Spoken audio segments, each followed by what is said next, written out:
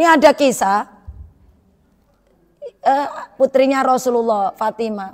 Fatimah itu datang kepada Rasulullah ngeluh, nunjukin tangannya gitu loh, Bu, melepuh. Jadi Fatimah setelah menikah dengan Ali bin Abi Thalib. Ali bin Abi Thalib itu kan terkenal sahabat Rasulullah yang miskin. Tapi dia paling cerdas di antara sahabat-sahabatnya. Paling cerdas. Maka diambil mantu oleh Rasulullah. Nikah sama Fatimah. Nah ketika beberapa bulan menikah, Fatimah itu bilang sama Rasulullah mau main. Setelah main langsung nyeruduk badan Rasulullah, langsung nangis di pangkian Rasulullah Ayanda. Rasulullah juga ikut terenyuh, kenapa kamu kok nangis? Ditunjukin Fatimah, oleh Fatimah tangannya. Ini ya sebab nikah nih tanganku melepuh, ngurusin suamiku, masak, numbuk gandum ini.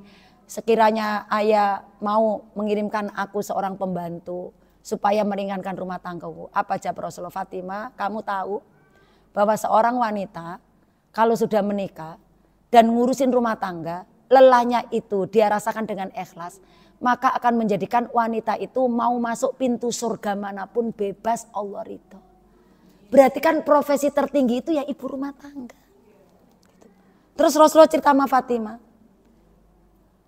Fatimah, ada perempuan yang dijamin oleh Allah masuk surga namanya Sayyidati Muti'ah. Siapa itu Muti'ah ayah? Kamu datang saja ke Muti'ah. Akhirnya karena kata Rasulullah Muti'ah itu adalah wanita yang dijamin masuk surga hanya gara-gara urusan rumah tangga, menjadi penasaran bagi Fatimah. Maka Fatimah datang ke Muti'ah bawa Hasan anaknya. Assalamualaikum, assalamualaikum. Kata Muti'ah, ini suara siapa ya kok kenal? Aku putrinya Rasulullah Fatimah. Sama siapa kamu kesini? Belum dibukakan, sama Hasan.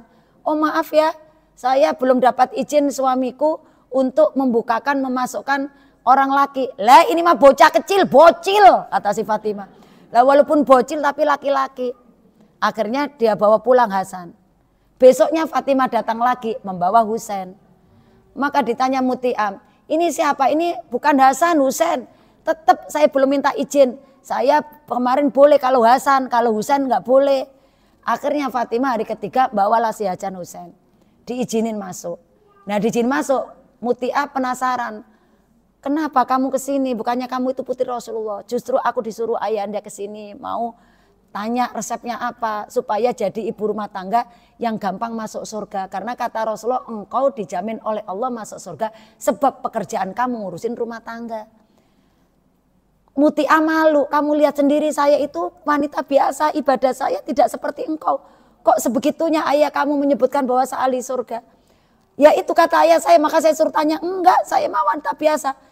Nah ditanya Fatimah kayak gitu didesak nggak jawab. Seketika itu Fatimah ngelihat di mejanya ada cambuk. Ini cambuk buat apa? Terus si Muti'ah bilang ini cambuk setiap sore ketika suamiku pulang kerja. Cambuk ini saya kasihkan suamiku. Suamiku ini cambuk kamu pegang. Dari mulai pagi sampai malam hari ini ada nggak perilakuku yang menyakiti hati kamu? Ada nggak cambuk lah karena saya nggak mau nanti dicambuk di akhirat gara-gara saya tidak bisa menjadi istri yang soleha, istri yang taat kepadamu dalam hal ketaatan. Dan ini cambuk Fatimah semenjak saya nikah sampai sekarang belum pernah digunakan untuk menyambuk saya. Apa filosofi yang kita ambil? Bukan berarti nanti ibu suaminya dikasih cambuk semua. Jangan nanti mukulin kita. Wong kita ini durhaka. Lah kita kan durhaka bu sama suami. Artinya durhakanya apa? Benar kita nggak membentak suami. Tapi kadang maaf, yakin saya atau ibu di saat kita lelah. Suami pengen, kita kadang alasan, ntar ya belum suci. Nah, kita pasti pernah, pasti.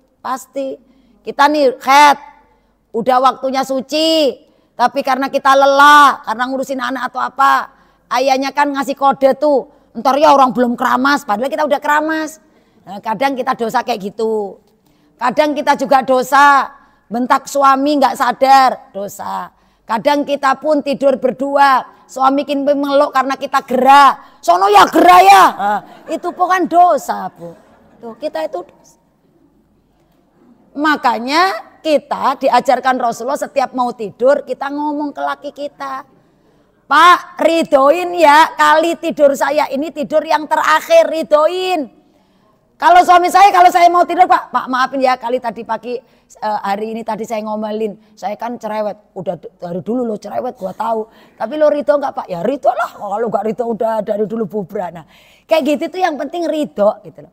Karena Kecerewetan seorang istri itu kadang diperlukan. Memang istri itu harus cerewet. Selama cerewetnya dalam alur tidak keluar dari rel syariat. Contoh cerewet yang dibolehkan.